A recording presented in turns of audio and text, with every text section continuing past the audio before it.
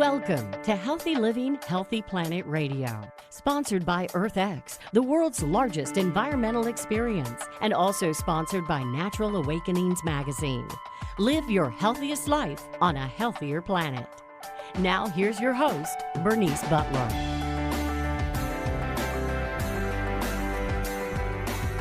Welcome to Healthy Living, Healthy Planet Radio today. We are now nearing the end of our fourth season, but we remain just as excited as ever to help you explore and understand that unbreakable relationship between your health and the health of the planet. Here we look at the hottest topics related to our environment and its sustainability and how they affect your health and wellness. Here, issues like climate change, plastic pollution, extreme weather events, and others will meet up with everyday impacts like allergies and asthma, digestive issues and gut health, cancers, lung, heart issues, and more. So listen in today as we interview today's expert for our show on food production, agriculture, and land use. And this is the beginning of July, 5 shows in July about this subject. And today we're going to focus in on agriculture, the good, the bad, the ugly, and the hopeful. Now, it's no secret that the way we produce our food and utilize our land has far-reaching consequences. Our choices can affect not only our own well-being, but also the ecosystems that we so vitally depend upon. And today, we have an incredibly important and we think thought-provoking topic to discuss. And that is food production, agriculture, and land use. And in today's show, we're going to explore the good, the bad, the ugly, and most importantly, the hope for a more sustainable future. Now, food production, agriculture, and land use are fundamental aspects of our lives, yet they often remain overlooked in our day-to-day conversations and certainly in our day-to-day thoughts. It's easy to take for granted the food on our plates, totally being unaware of the intricate web of processes and decisions that are involved in its journey from the farm to our fork. But it's time to shine a light on this critical topic and understand why it matters so much to each and every one of us. So what exactly is agriculture? Well, we find it means many things to many people, and that almost everyone has some different assumptions about what it actually entails. However, people across the globe have practiced agriculture for thousands of years. In fact, agriculture was probably there at the dawn of civilization. Most experts, including the dictionary, define agriculture as the art and science of cultivating the soil, growing crops, and raising livestock. And so stated more broadly, agriculture is the broad term for everything that goes into growing crops and raising animals to provide food and materials that people can use and enjoy. Farming, which involves cultivating the land and raising livestock, is one part of agriculture, which also includes plant science, which of course is the study of any plant system, and the ongoing areas of innovation are creating tools that protect crops from insects, weeds, and diseases, and developing stronger, healthier, more useful varieties of crops. The major agricultural products can be broadly grouped into foods, fibers, fuels, and raw materials, such as rubber. Food classes include grains, vegetables, fruits, oils, meats, milk, fungi, and eggs. And modern agriculture increasingly extends well beyond the traditional production of food for humans and animal feeds. Other agricultural production goods include timber and fertilizers, animal hides, leather, industrial chemicals, including starch, sugar, alcohols, and resins. It includes fibers such as cotton, wool, hemp, silk, and flax. It includes fuels, including methane from biomass, ethanol, biodiesel, among others. It includes cut flowers, ornamental and nursery plants, tropical fish and birds for the pet trade, and both legal and illegal drugs. And this would be biopharmaceuticals, tobacco, opium, and others. Now, over 1/3 of the world's workers are employed in agriculture, which is second only to the service sector. Modern agricultural economics, plant breeding, agrochemicals such as pesticides and fertilizers, and technical developments have sharply increased crop yields, while causing widespread ecological and environmental issues.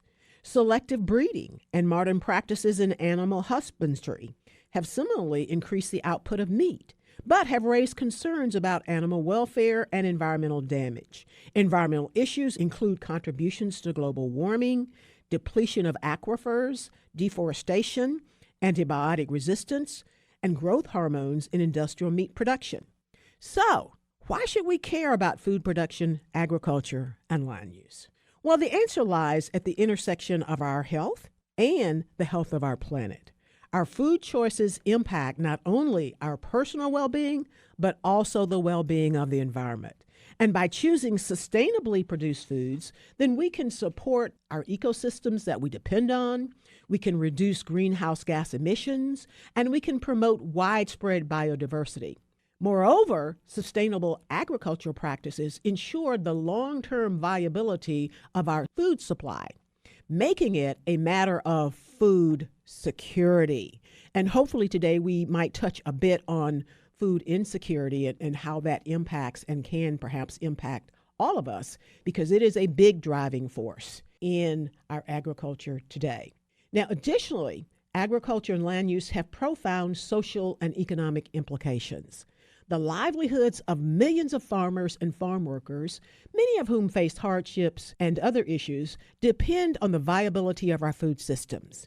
So by engaging in these discussions, then we can work toward fairer agricultural practices, promote rural development, and improve the lives of those who work tirelessly to feed us each and every day. Now, this is a lot. So what does all of this mean, again, to everyday people in our everyday lives, and why should we care? And that's what we're going to talk about today. But there's no reason for despair, because amidst the challenges, there is always hope. And today there are many, many individuals, organizations, and communities who are making a positive difference. And their success stories prove change is possible. So let's jump in. And here today, to help us explore and unpack some of this, is a very, very, very special guest. Today we have with us Texas Agriculture Commissioner Sid Miller. Now, Commissioner Miller is an 8th-generation farmer and rancher, and Sid Miller is the 12th commissioner of the Texas Department of Agriculture, and it's called TDA. He has devoted his life to promoting Texas agriculture and rural communities. And Commissioner Miller was first elected to the House of Representatives in the year 2000, and he was elected statewide as the 12th Texas Agriculture Commissioner in 2014, and he was reelected to his 3rd term last year in 2022. And since taking office as Agriculture Commissioner, Commissioner Miller has eliminated a 2.5-year backlog in organic certifications. Yay! He has increased the number of consumer protection inspections by as much as 183%. He has launched a consumer protection initiative to round up businesses that fail to register their commercial scales that are used every day. And as a former agriculture teacher and school board member, Commissioner Miller is committed to fighting childhood obesity and promoting healthy lifestyles for Texas children. And in line with this, his creation of Farm Fresh Fridays and other farm-to-school initiatives resulted in a $14 million increase in the amount of Texas products purchased by schools. Commissioner Miller is also passionate about ensuring rural communities have the water and infrastructure they need to survive and thrive. And to that end, he's created the Texas Department of Agriculture's Office of Water to secure access to clean water for Texans today and for future generations of Texans. Commissioner Miller also oversees the Texas Department of Agriculture's world-renowned Go Texan program, which is basically a marketing effort to showcase the best products, companies, and communities that call the Lone Star State home. And we can all partake of this every year at the fair, for sure, at the Go Texan Pavilion. And then in 2020 and 2021, Commissioner Miller declared numerous companies and firms in the agricultural sector as essential businesses, thereby saving thousands of jobs and enabling many Texas businesses to keep the doors open and to keep our farmers' markets open and to keep us fed in a more healthy way. Welcome, Commissioner Miller. We are so glad that we could get you today. I've only been trying to get you for 3 years now. Thank you for joining us. And did I get all of that right? Well, Bernice, thank you for having me on today. You're too kind. That was an excellent introduction. Thank you very much. Thank you, too. I wanted to let everybody know how you really are looking out for consumers, and your work shows us, too, that you firmly are committed to and understand that intersection of Healthy Planet and Healthy Humans. And that's what we at Healthy Living, Healthy Planet Radio are about. And that's why I've been trying to get you on here for 3 years. So, again, thank you. Certainly glad to be with you today. And our department slogan is Texas Agriculture Matters, because we know without agriculture, we couldn't exist. So it's imperative that we not only protect the consumers, but make sure that they're supplied with the food, fabric, and fuel for their everyday lives. Indeed, and that they appreciate and understand why they should care about these things in their lives. And we just have 1 minute to go before break. So I'm going to introduce again Commissioner Sid Miller, who is the 12th. You've been reelected 3 times, so that still count as the 12th? Still the 12th, and it's been 45 years since anyone got elected to 3 terms in this position. Well, we're glad that you have. And so we'll be right back on the other side of the break to dig into this complex but also very interesting subject that affects each and every one of us. We want to give a shout out now to our sponsors. That is Natural Awakenings, Dallas-Fort Worth Metroplex Magazine, the Green, Healthy, and Sustainable Living Authority for the DFW Metroplex and North Texas communities. Print issues of Natural Awakenings can be found in all H-E-B stores, all natural grocers, all Central Market stores, sunflower shops, and many, many other locations, as well as available free for download online at nadallas.com. Check them out.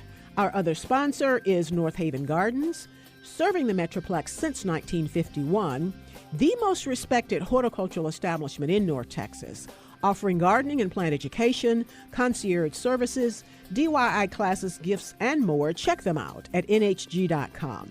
And our other sponsor is Lynn Dental Care, practicing dentistry for over 38 years with a holistic approach, non-mercury, looking at the whole body. Specializing in periodontics, Dr. Lynn is board certified by the International Academy of Oral Medicine and Toxicology. Check them out at lindentalcare.com. Thank you, sponsors.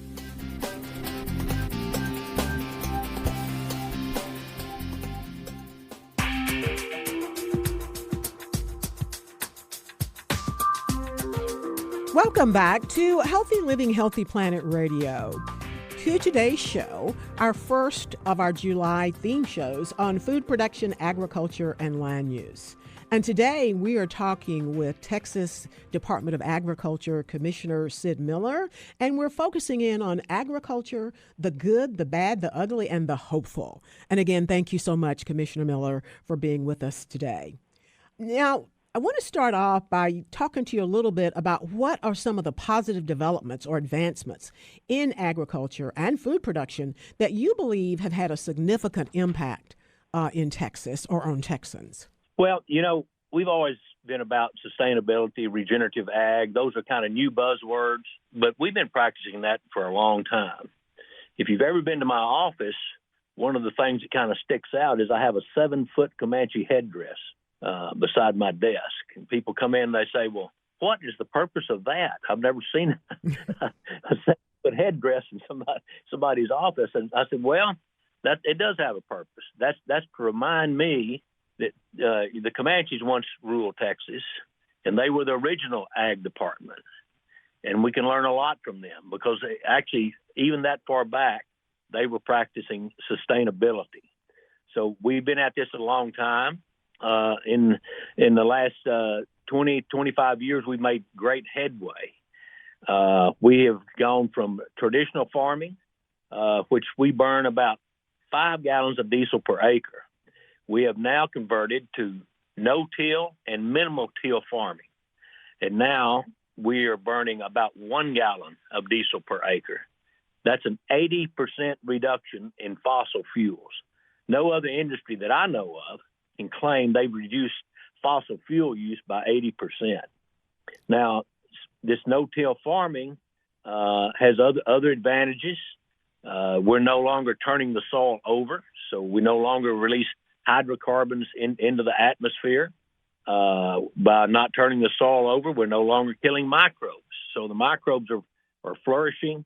We're leaving the organic material on top, which acts as a natural mulch to hold in moisture. So we're using less water. And we've gone to just about 20 years to double production by cutting our inputs. So we're making great headways when it comes to sustainability and regenerative ag. We've been on top of this, for several years. There's no better steward of the land than a farmer or rancher, because no matter where I go, anywhere in the United States or around the world, there's a common theme. These farmers and ranchers say their main goal is to leave their property in better shape to their children and grandchildren than they found it. So we are good stewards of the land. We're good stewards of the environment. We all want clean air. We all want clean water for our families and our communities. And it's interesting to me, but also I love it, that there's a lot of conversation going on about regenerative farming.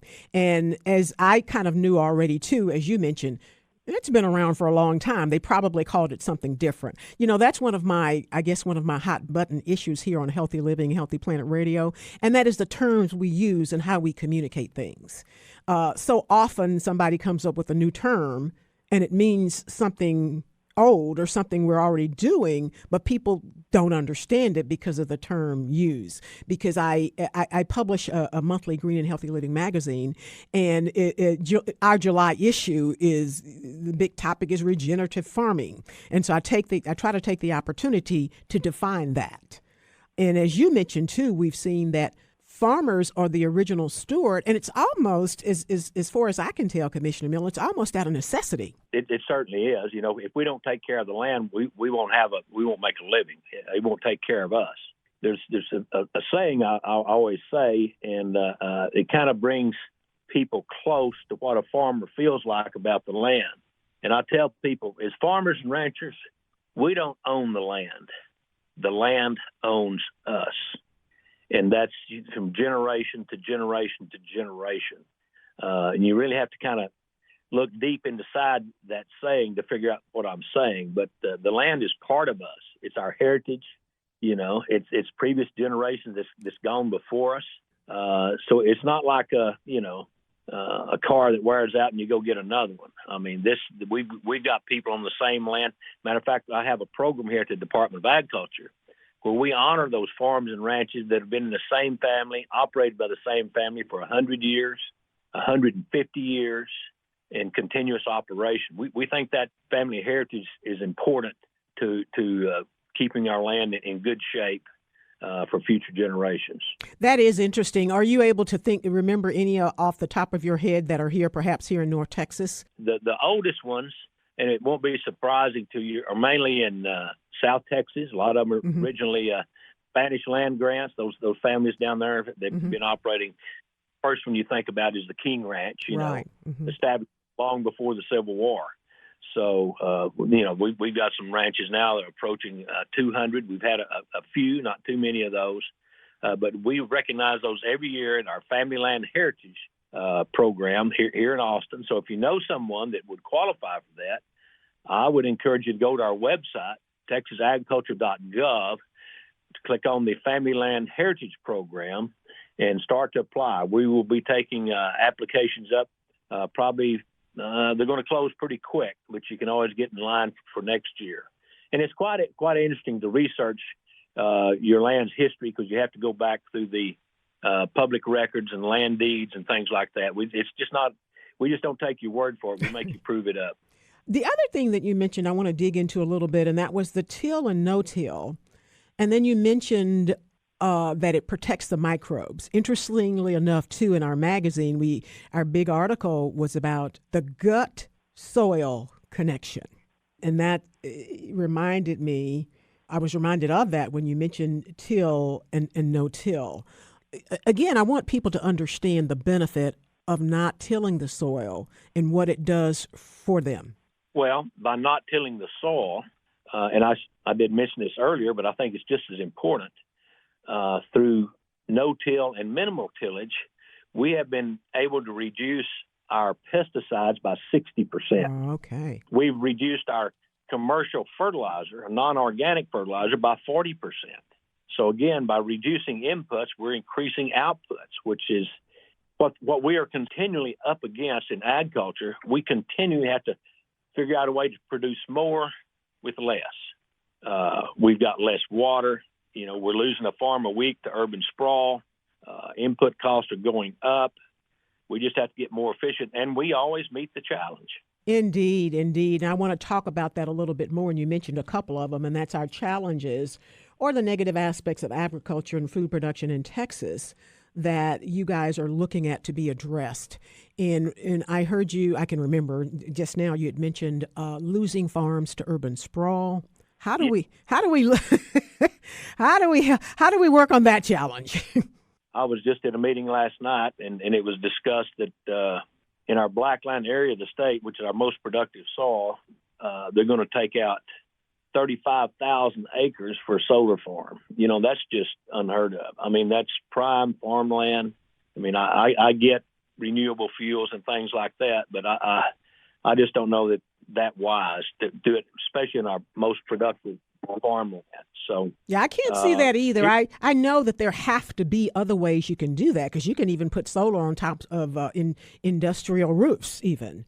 That's where it should be, actually. Yeah. And we need to catch the rainwater catchment off those same roofs and quit spending hundreds of thousands of dollars on stormwater drainage. But to address back to your original question, and urban sprawl, we lose about a farm a week in this state to urban sprawl. But I want your listeners to understand that's not our limiting issue in agriculture. Okay. We've got plenty of land in Texas. I mean, at that rate, we probably won't run out of land for 700 years. All Texas. Right, good. But our limiting factor is water. We're already out of water. I mean, we're a state of now 30 million people. 50 years ago, we could water ourselves with windmills. That's long gone. The state of Texas owns all the surface water. People may not know that, but we manage that through river authorities. The Brazos River Authority, Colorado, Trinity. Trinity, yeah. So the state manages that, and they allocate what's water in that watershed to municipalities, to farmers, to manufacturing, industrial uses, military. But it's all allocated. We don't have any more. We're out. We don't have enough. So the other source of water in the state of Texas is groundwater. And that is it's kind of an odd situation in Texas, but that's all controlled by the surface owner. And there's basically one rule, and that's rule of capture. And that is if you can get it to the top of the ground, it's yours. So the state has decided that we're going to have to somehow regulate groundwater. We're just not going to have any water. So what they've decided is these local communities can regulate themselves with groundwater conservation districts, or if you don't want to do that, the state will come in and regulate you. So we're basically left picking the lesser of the two evils. Indeed. Most counties in areas of the state have opted to create groundwater conservation districts, and they're governed by a local board elected by the local citizens, and they come in and do reasonable things. They're not overbearing. They're really good, but they will do well spacings. You can only have a well every so many feet. I'm glad that they set those rules, too. Commissioner Miller, we're going to go to break now, and we'll be right back on the other side, because I want to dig some more into this, because I think this is something that I think is very important for people to understand, because it's for those it hasn't affected, it's going to start affecting. We'll be right back on the other side with the Commissioner Sid Miller of the Texas Department of Agriculture.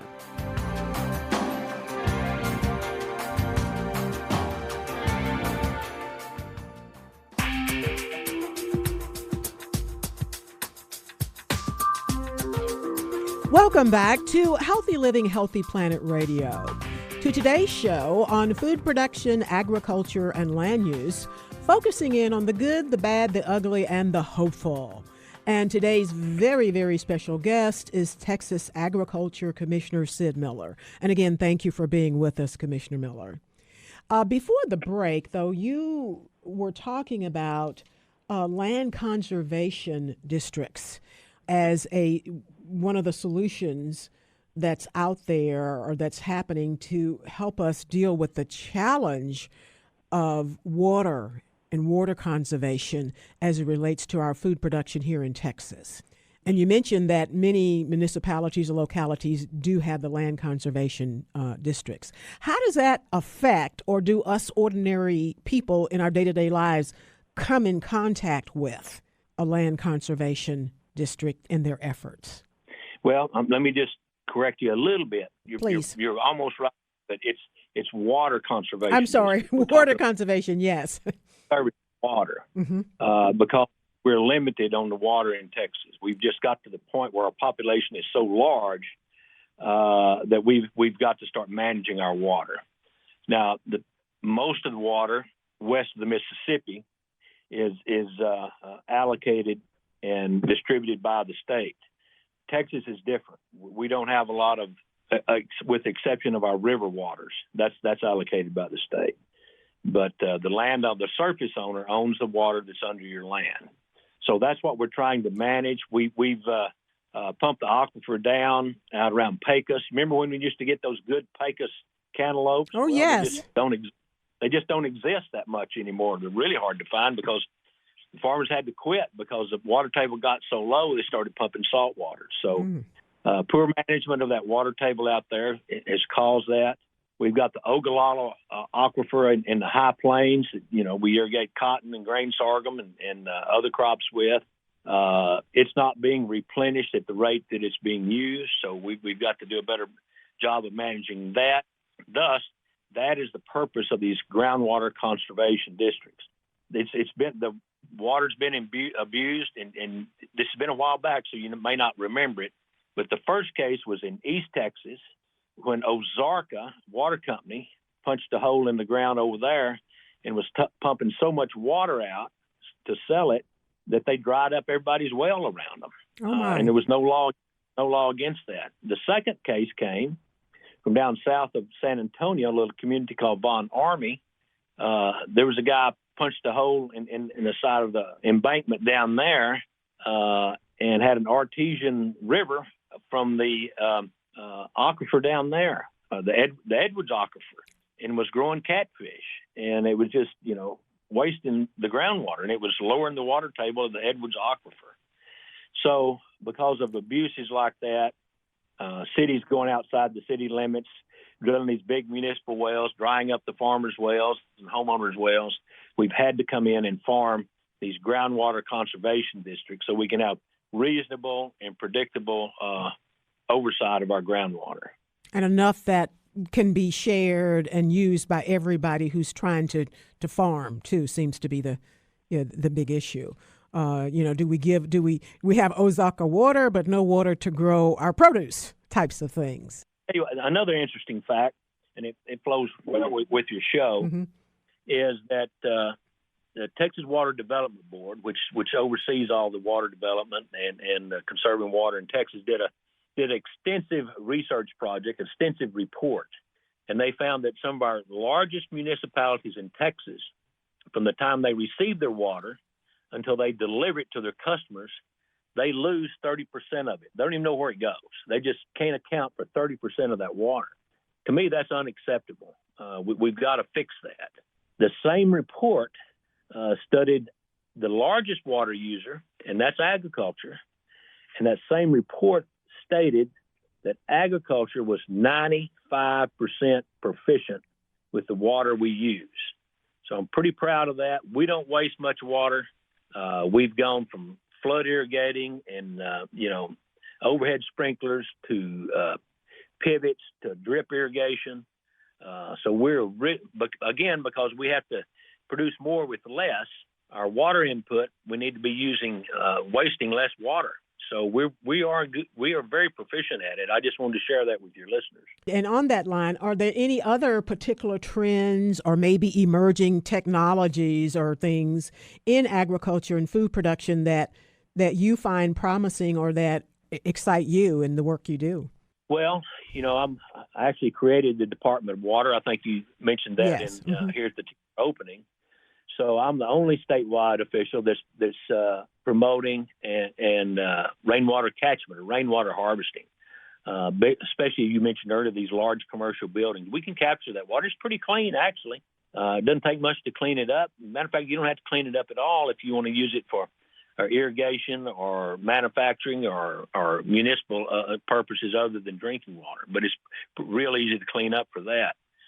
I'm also promoting desalinization. Now, it's very, very expensive to desalinate seawater, but there's some of that going on. But where we've made the most headway is in West Texas, like the Permian Basin and other areas where we use fresh water for fracking. We have fresh water out there, and we have water that's called brackish water. Brackish water is salt water, but it's not near as salty as seawater. So it's a whole lot cheaper to clean up. And matter of fact, we don't have to clean it up to drinking water quality to use it for fracking. So we're shifting that industry away from using fresh water for fracking to using desalinization of brackish water for fracking. 2 West Texas cities, I like to call them Texas great seaport towns of Big Springs and El Paso, All right. have been using desal for dozens of years. So it's getting a lot cheaper to do it. The technology is better. Of course, it makes it more efficient. So rainwater catchment, desal, we've got to find alternate ways of watering Texas. I want to talk now about farmers and ranchers, especially the smaller ones. I know here in North Texas, one of the things that we have a lot of small farmers and ranchers, and we try to really support them with our farmers markets and things like that. And so I'm just asking, do you all have any programs or success stories where we've seen the smaller farmers and ranchers grow into larger ones, or anything that helps to sustain them and keep them in business? We have many programs that help the smaller operators, because most of those 95% of farms owned in Texas are family farms. So most of them are smaller operators.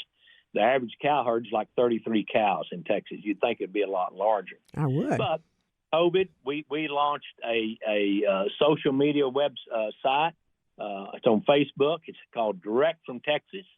It's kind of a barter exchange. If you've got chickens for sale, or you have grass-fed beef that you've raised, you can put it on there. Somebody looking for fresh country eggs can go to that site and find some around them.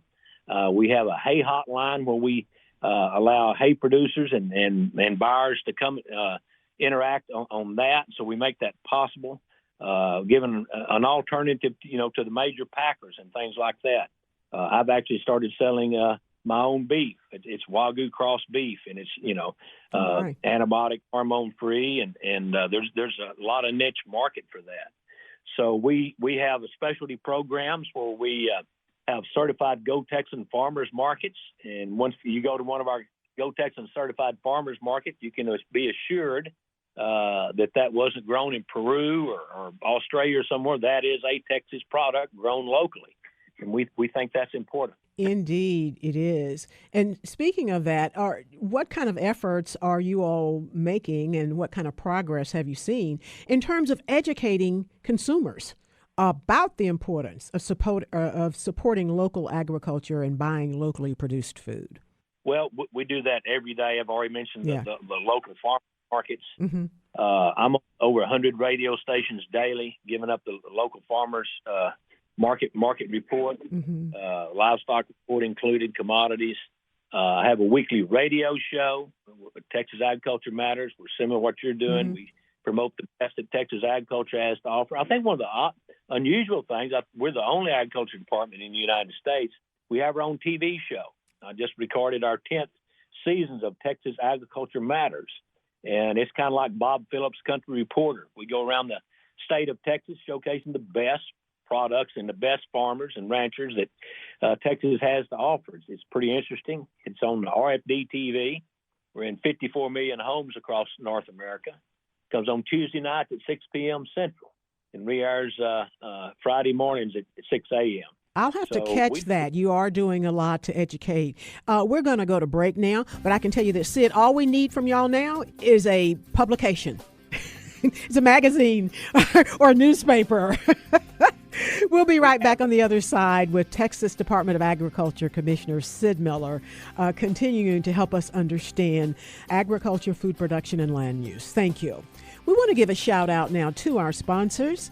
That is Natural Awakenings, Dallas-Fort Worth Metroplex Magazine, The Green, Healthy, and Sustainable Living Authority for the DFW Metroplex and North Texas communities. Print issues of Natural Awakenings can be found in all H-E-B stores, natural grocers, Central Market, Sunflower shops, and many, many other locations, as well as available free for download online at nadallas.com. Check them out. Our other sponsor is North Haven Gardens, serving the Metroplex since 1951, the most respected horticultural establishment in North Texas, offering gardening and plant education, concierge services, DIY classes, gifts, and more. Check them out at nhg.com.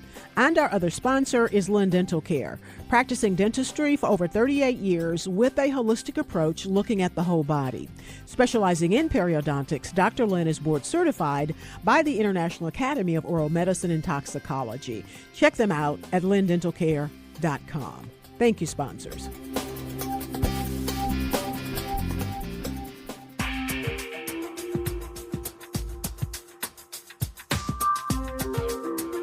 Welcome back to Healthy Living, Healthy Planet Radio today.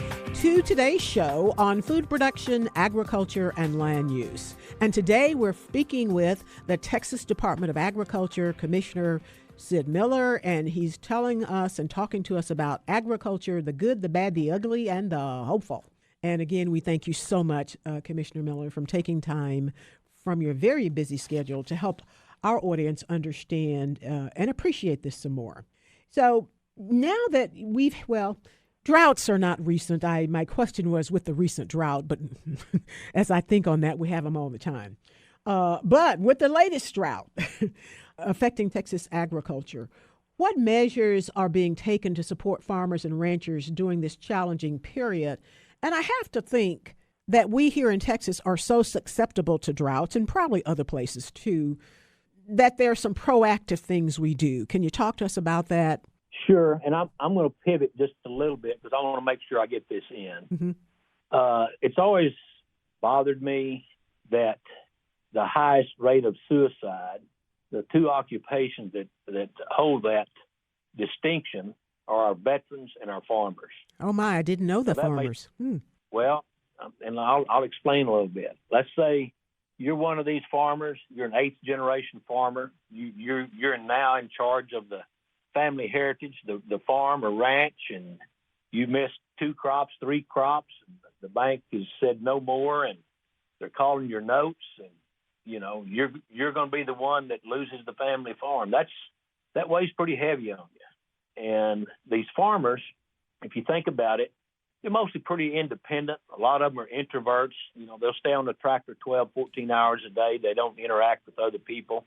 They're fiercely independent. They just don't ask people for help. They're too proud, and a lot of them end up taking their lives. So, and the drought is part of that. But we have hailstorms, droughts. We have market crashes.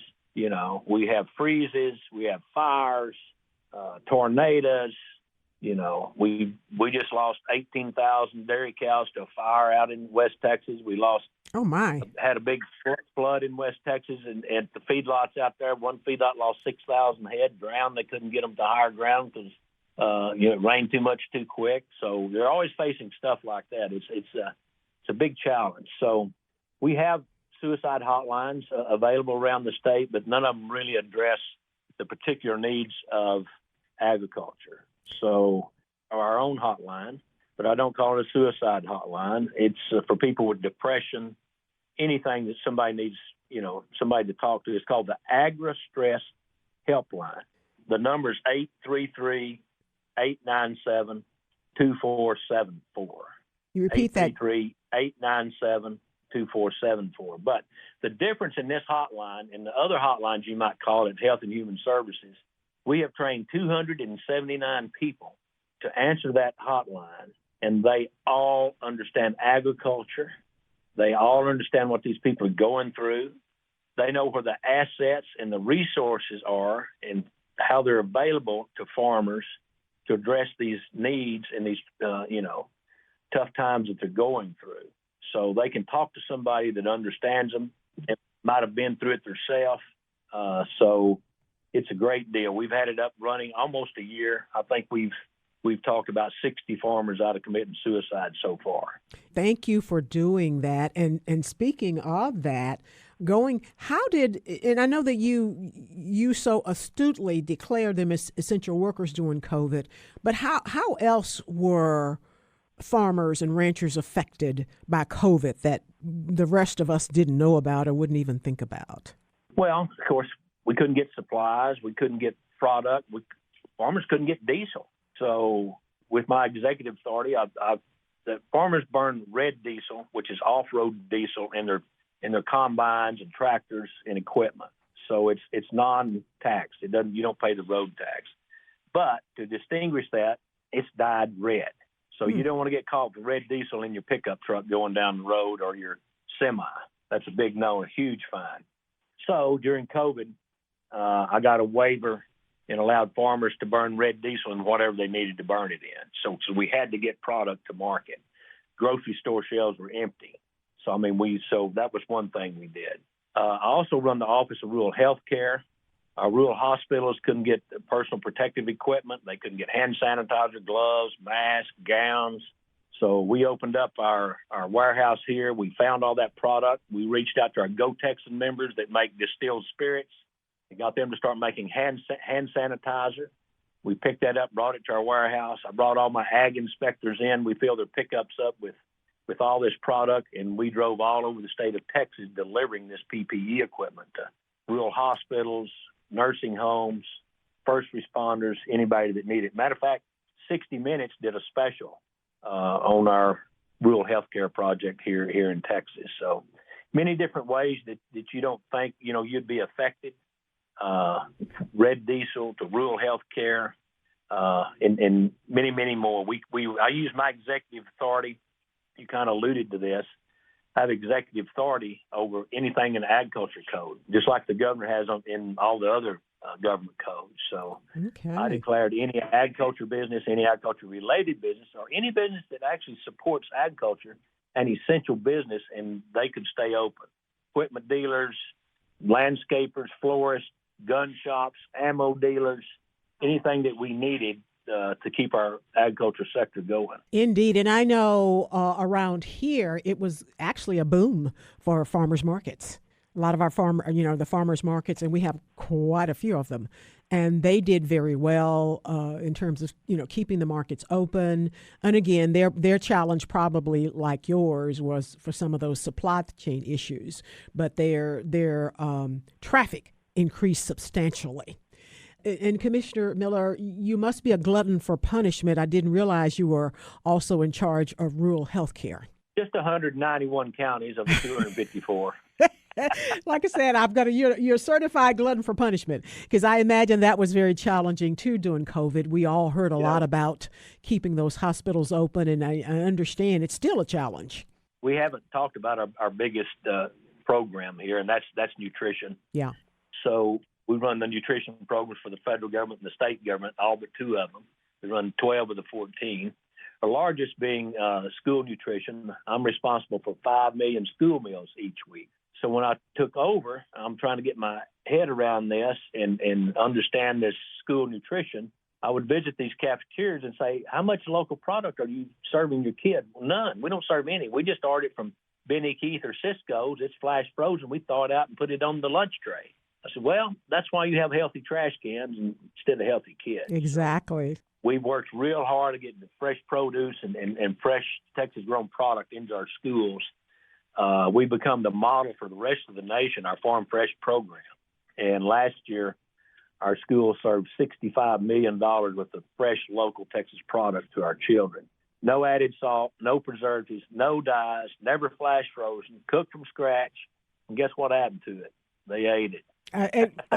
And something, too, that maybe even you haven't thought of with that big initiative that you're doing, it's beginning to teach and educate our children about the value of locally grown. And that's an amazing thing what's happening from what you're doing. We send out gardening kits to those younger grades, let them grow their own salsa garden, peppers, tomatoes, and they get a little dirt under their fingernails, and they actually find out how food gets on their plate. They actually find out that Texas agriculture matters. And they can go home and tell mom and dad, Texas agriculture matters. We want fresh.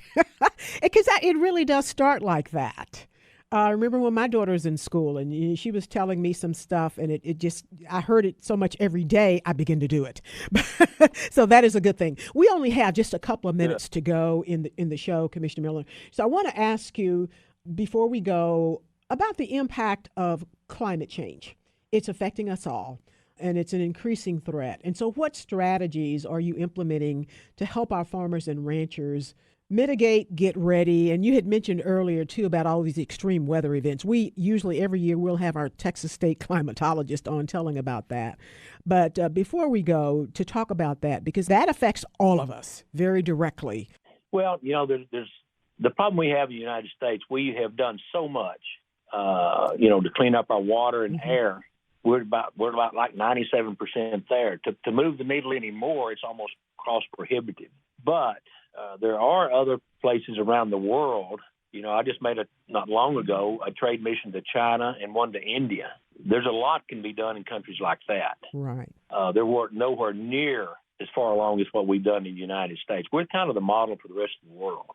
So I'm not saying that we should not strive to do more. But we need to weigh the cost and the outcome before we do that. There's always been climate change. I think there'll always be climate change. Yes. Some of it's man-made. Most of it, in my opinion, is not. It's just the way we evolve. Yeah, that's what the scientists have said. There's a certain degree of climate change that just happens. And then, of course, they all, feel like the rest of it is man-made by us. But I'm glad to know that, that we are the leader, and we can export some of our technology, some of our initiative, and some of our programs to other countries who perhaps in the past we may have depended upon for some agriculture production, like Chile. I remember when I lived in South Florida, we had so much produce coming from Chile. I'm like, what's going on? But anyway, Commissioner Miller, we are at the end of our time. Thank you for the work that you do. Thank you for caring about consumers. And I've also discovered just from this conversation with you that it is very important to you and your department that we are educated and we have information and we have resources. So again, thank you so much for being with us today. And thank you, audience, for listening in today to Healthy Living, Healthy Planet Radio. The conversation starts here, but our goal is for it to continue in your homes, in your social circles, your workplaces, at the water cooler, in the grocery store, and around your family kitchen table, so that we can all work together to realize that healthy living is simply not possible without a healthy planet. Our culture is a result of 1 trillion tiny acts taken by billions of people every day like yourselves. And each of those tiny acts can seem insignificant, but all of them add up one way or the other to the change we each live through. This is your host, Bernice Butler. Thank you for listening in today, and join us again next week for more Healthy Living and Healthy Planet Radio as we continue our July discussions on food production, agriculture, and land use. And listen to any of our past shows on podcast wherever you get yours. Thank you.